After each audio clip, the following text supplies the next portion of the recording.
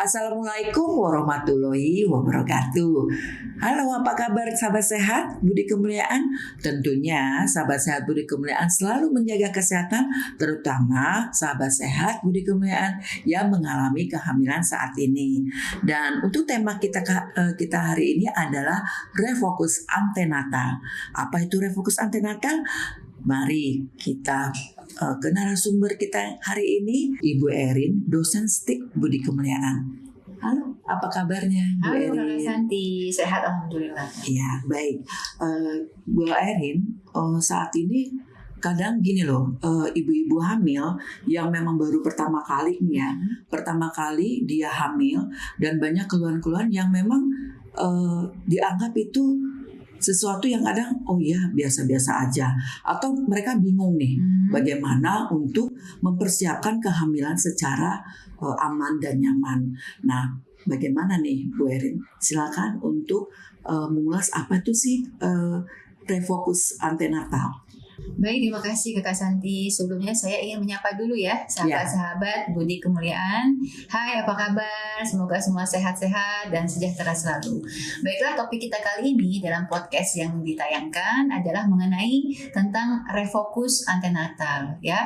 Apa sih itu refokus antenatal? Ya, jadi memang refokus antenatal itu adalah suatu hal-hal yang harus difokuskan pada saat seorang ibu hamil dilakukan pemeriksaannya. Jadi bidan ataupun dokter spesialis kebidanan ataupun dokter umum harus benar-benar berfokus terhadap pelayanan pemeriksaan kehamilan. Nah, itu terdapat 4 poin ya terhadap refokus antenatal. Jadi yang pertama adalah deteksi dini penyakit dan tanda-tanda kegawat daruratan pada ibu hamil. Jadi ibu hamil itu harus aware atau harus waspada.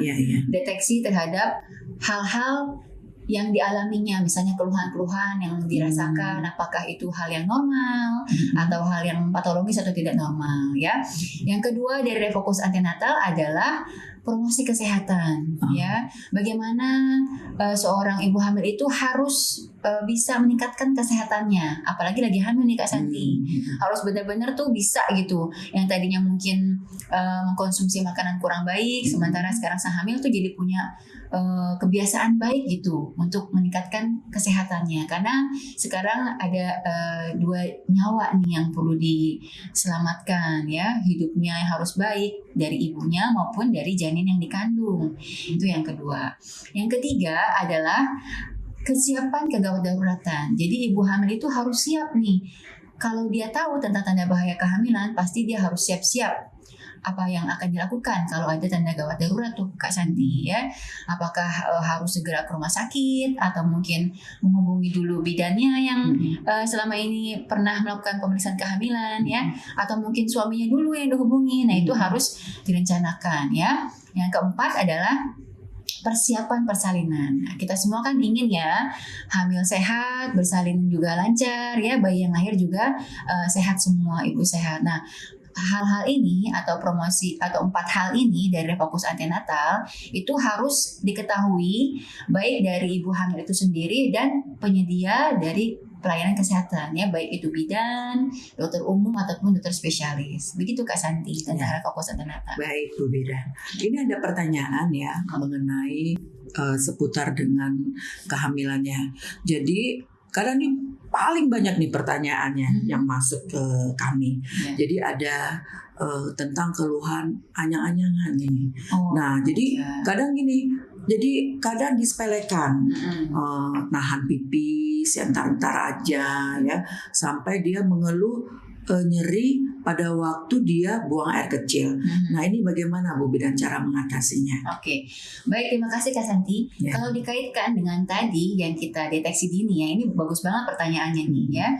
Jadi kalau ibu hamil merasakan anyang-anyangan ya, atau mungkin pipisnya itu susah ya, atau mungkin nggak bisa nahan pipis kali ya Kak ya.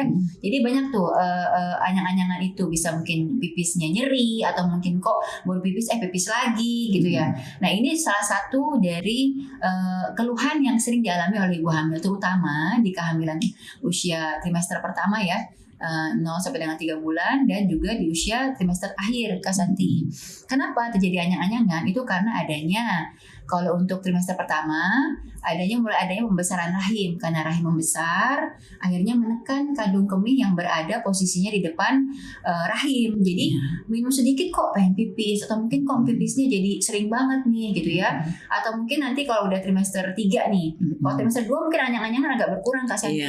Karena apa? Ketika rahimnya sudah membesar dan keluar dari rongga panggul, sehingga anyang-anyangannya agak berkurang. Nah, ketika udah trimester akhir atau kehamilan 8 bulan sampai dengan 9 bulan, itu tuh akan mulai lagi muncul anyang-anyangan. Kenapa? Karena kepala janin atau bagian terendah janin itu akan masuk ke rongga panggul, sehingga tertekan lagi lah kandung kemihnya. Nah, kenapa nih bisa terjadi seperti itu? Tadi fisiologisnya seperti itu Kak Santi. Nah, yang kedua adalah mungkin ibunya juga harus diperhatikan adalah jangan suka nahan pipis ya.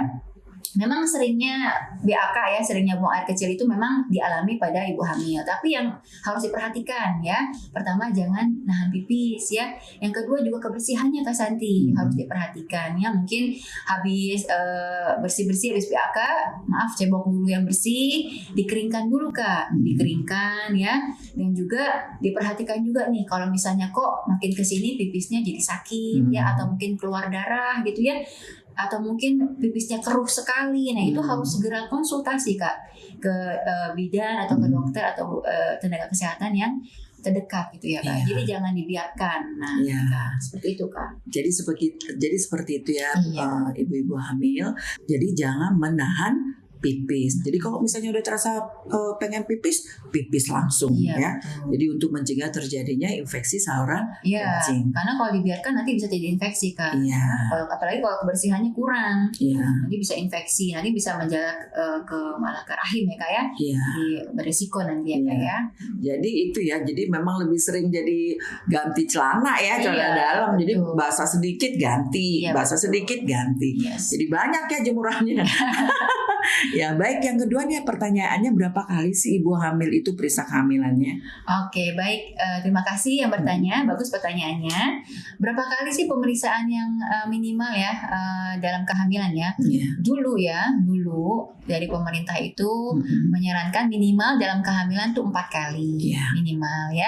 Tapi sekarang udah ada peraturan terbaru dari Kemenkes bahwa minimal itu 6 kali pemeriksaan kehamilan ya. Jadi yang pertama itu 2 kali ya, atau mungkin ada sih kadang-kadang perbedaan referensi ya. Ada yang pertama itu 2 kali, terus yang yang trimester kedua itu 1 kali, yang trimester 3 kali gitu ya. Ada juga yang bilang ada yang 2-1-2, maksudnya 2 kali trimester pertama, 1 kali trimester kedua, 2 kali trimester 3 kali trimester 3. Tapi ada juga yang bilang trimester pertama 3 kali, trimester kedua itu 1 kali, trimester 3 2 kali. Jadi memang referensi beda-beda Kak. Tapi kita minimal 6 kali. Tapi Kak, jangan dipatokkan hanya 6 kali ya Kak ya. Misalnya nih, ibu-ibu ya atau sahabat Budi Kemuliaan ada keluhan nih terhadap kehamilannya, padahal udah periksa 6 kali gitu. Jangan sampai berpikir, wah udah 6 kali periksa berarti udah kebanyakan nih periksanya, padahal ada keluhan. Nah itu nggak boleh. Jadi kapanpun ibu-ibu sahabat Budi Kemuliaan jika mempunyai keluhan ya terhadap kehamilannya, bisa segera datang ya ke Budi Kemuliaan ya, atau tempat lain yang mungkin lebih dekat dengan rumahnya gitu kan. Baik, terima kasih. Ada pertanyaan lagi, umur berapa gerakan bayi itu akan terasa sama ibu hamilnya? Ya betul sekali, umur berapa kehamilannya ya? Bagus pertanyaannya. Memperhatikan gerakan bayi itu sangat penting memang ya, karena selain untuk melihat keaktifan janin di dalam rahim, juga untuk mengetahui kesejahteraan janin gitu ya.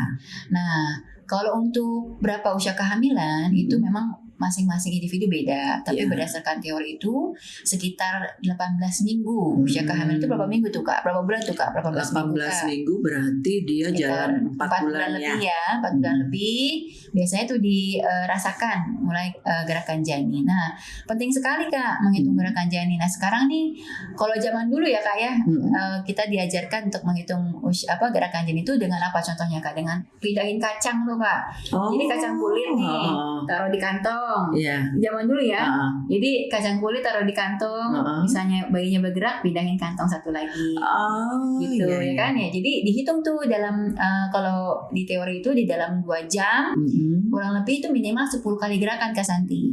Dalam 2 jam minimal 10 kali gerakan. Tapi kalau misalnya lebih dari itu lebih baik ya. Nah, tapi sekarang nih udah zaman sekarang, zaman now nih Kak Santi, zaman semua coba canggih. Banyak sekali aplikasi-aplikasi yang sahabat-sahabat Budi Kemuliaan bisa gunakan untuk menghitung gerakan janin. Bisa lihat nanti mungkin di Play Store ya, kalau yang Android ya bisa di-download ya, ada yang gratis juga ada yang berbayar ya. Ada misalnya quick respon atau mungkin aplikasi count kicker, banyak sekali Kak. Tinggal di searching aja, dan itu memang harus penting sekali untuk mengetahui gerakan janin kita bagaimana sih sehari-harinya gitu ya Kak ya. Jadi nanti untuk aplikasinya bisa dilihat di sini ya. Ya. Oke deh. Baik, untuk pertanyaan selanjutnya nih, biasanya nih kan banyak ya ibu hamil ya mau proses persalinan atau mau melahirkan, minum Rumput Fatima nih. Nah, ini bagaimana dan apakah sebaiknya meminum Rumput Fatima atau memang itu hanya mitos aja? Oke, ya. Rumput Fatima ya, memang ini dari dulu sampai dengan sekarang masih hal yang hangat dibicarakan tuh Kak. Yeah. Kalau misalnya mau menjelang persalinan ya. Rumput Fatima ini memang masih pro dan kontra sih Kak sebenarnya. Ya ada yang pro, ada yang kontra, boleh menggunakan rumput Fatima ya. Tapi kita mungkin ambil jalan tengahnya aja ya Kak ya. Yeah. Rumput Fatima itu sebenarnya herbal yang digunakan untuk ibu hamil yang biasanya itu menjelang persalinan ya. Jadi memang rumput Fatima ini nih bisa menimbulkan mules Kak, mules pada rahim ya. Nah, memang penelitian detail mengenai kandungannya dan bagaimana aman atau tidaknya dikonsumsi ibu hamil itu memang belum terlalu banyak sekali sih ya Kak ya. Maksudnya yang di-share ke kita ya. Mungkin kita harus lebih banyak cari lebih banyak lagi ya Kak ya. Referensi tentang manfaat atau mungkin malah mudarat ya, atau kerugian kalau menggunakan rumput Fatima. Nah, memang pro kontra, tapi ada juga sih pendapat yang mengatakan memang kalau menggunakan rumput Fatima itu baik-baik saja asalkan satu sudah dalam proses persalinan ya, maksudnya sudah diperiksa dan sudah ada pembukaan jalan lahir, boleh minum katanya rumput Fatima karena itu dia mengandung senyawa yang bisa menimbulkan rangsangan rahim Kak, jadi mempercepat persalinan. Oh iya. Ya, tapi ada juga yang mengatakan itu berbahaya. Jadi harus digunakan sesuai dengan atas izin dari bidan atau dokter yang sedang melakukan pertolongan persalinan pada pasien tersebut. Tapi ada juga yang harus diingatkan nih Kak, kalau rumput Fatima jangan diminum kalau sebelum proses persalinan ya. Justru nanti kalau dia diminum sebelum saatnya, dia malah membuat kontraksi terus-menerus. Mules terus-menerus ya. Mulesnya terus-menerus, nggak berhenti. Nah, itu yang bahaya. Ya, kalau perutnya rahimnya kontraksi terus-menerus nggak ada jeda, itu nanti bisa menyebabkan bayinya kurang oksigen Kak Santi. Berarti mules tapi jalan lahirnya harus nggak membuka. Ya, jadi minum Rumput Fatima juga harus ada indikasi sebenarnya ya. Jadi itu sahabat sehat Budi Kemuliaan ya, bagaimana kapan kita harus meminum Rumput Fatima dan harus tetap dikonsultasikan oleh petugas kesehatan. Betul, ya, baik Bu Bidan. Dan pertanyaan terakhir nih, bagaimana persiapan ibu hamil nih dalam menjelang proses persalinan nih? Ya, bagus sekali pertanyaannya ya. Kalau tadi kita kembali lagi ke topik kita tentang refokus antenatal, bahwa persiapan persalinan salah satu dari refokus tadi ya Kak, yang nomor 4 ya Kak ya, persiapan persalinan ya. Ada beberapa hal yang perlu kita persiapkan ya. Pertama adalah kalau dari pasien ya, itu kesehatan dulu kan nomor 1. Harus sehat ibunya ya. Karena kalau ibunya sehat, nanti bersalinannya mudah ya Kak ya. Jadi harus makan yang bergizi ya Kak, yang mengandung banyak protein, karbohidrat. Nanti akan ada informasi berikutnya ya, mungkin di topik berikutnya ya Kak ya, tentang bagaimana makanan yang baik untuk ibu hamil ya Kak ya. Jadi itu pertama, ibunya harus sehat, persiapan persalinannya ya. Yang kedua juga adalah perlunya ini Kak, transportasi nih Kak. Kalau misalnya nanti mules malam-malam, siapa yang mau antar, ya kan? Kemana bersalinnya? Nah, dari sekarang sudah harus ditentukan nih mau bersalin di mana, gitu ya. Jadi jangan tiba-tiba periksa hamilnya pindah-pindah gitu Kak. Ke sini periksa, ke situ periksa. Giliran mau lahir bingung nih, mau lahir di mana. Jadi dari sekarang udah ditentukan nanti ibu mau bersalin di mana. Dari sekarang nih semenjak ibu hamil, periksa hamil di mana, bersalin di mana. Jadi harus tahu ya. Karena ada datanya ya. Jadi ada datanya itu yang memungkinkan apakah ibu harus ada pemeriksaan selanjutnya atau perlu apa nih. Nah, itu data itu yang perlu. Jadi dari awal sampai nanti proses persalinan, data itu akan terkumpul dan menjadi satu kesatuan data yang bisa menjadi untuk selanjutnya supaya persalinannya aman betul. Seperti itu ya. Lalu yang ketiga, persiapan mungkin dana ya Kak ya. Biaya ya. Mungkin biaya nanti bersalin di mana atau mungkin bisa BPJS ya Kak ya. Bisa. Bagaimana tuh ya Kak pengurus BPJS Kak? Nah, biasanya nih sahabat sehat budi kemuliaan, jadi untuk bisa pengurusan BPJS pada ibu hamil itu sudah bisa diurus pada kehamilan 37 minggu. Jadi ibu-ibu persilakan untuk memproses persiapan BPJS pada bayinya. Oh iya. Jadi langsung disiapin ya Kak? Iya, benar. Oke, nah yang terakhir mungkin nih Kak, maaf Ibu ya, kita sih jangan sampai terjadi nih perdarahan, hal yang membutuhkan donor darah ya. Itu juga kita harus siapkan ibu-ibu ya, donor ya, persiapan donor mungkin keluarga kita ya yang mempunyai golongan darahnya sama dengan ibu hamil, dipersiapkan nih Kak. Misalnya butuh darah ya, jangan sampai sih, tapi ini kan persiapan ya Kak ya.